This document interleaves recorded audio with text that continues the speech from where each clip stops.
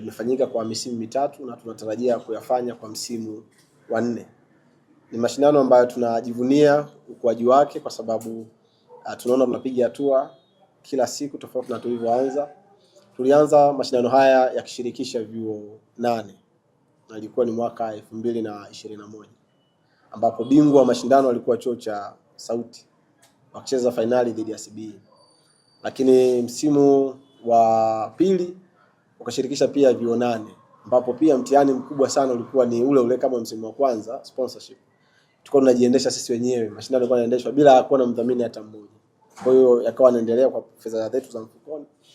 Kufika msimu wa 3, kwa maana ya msimu wa pili bingwa alikuwa chuo cha Kaliua ambaye alimfunga Sauti. Msimu wa 3 tukaona tutanue wigo kwa kuja na idadi kubwa ya vyuo kwa sababu tuliona uhitaji ni mkubwa. Tukasema haijalishi mazingira ya uendeshaji atakuwaje, lakini hebu ngoja tutanue wigo wa mashindano, tuwe na vyuo vingi ambavyo vitapatikana kanda ya Ziwa kwa maana Mwanza na mikoa mingine. Tukawa na idadi ya vyuo 16, lakini pia tukapata nafasi kubwa ya kushikwa mkono na kampuni ya Yas ambao walikuwa ni wadhamini wakuu kwa msimu uliopita.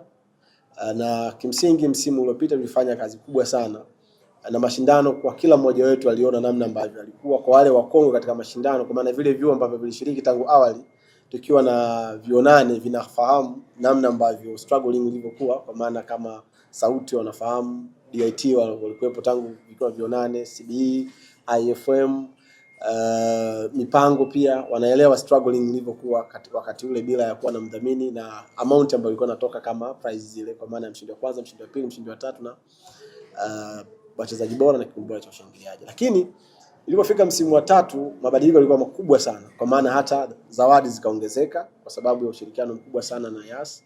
Malengo ya mashindano ya Chuo Challenge Cup, lengo kubwa ni kutengeneza networking kwa wanafunzi. Kwa majina ni Joshua Uswai.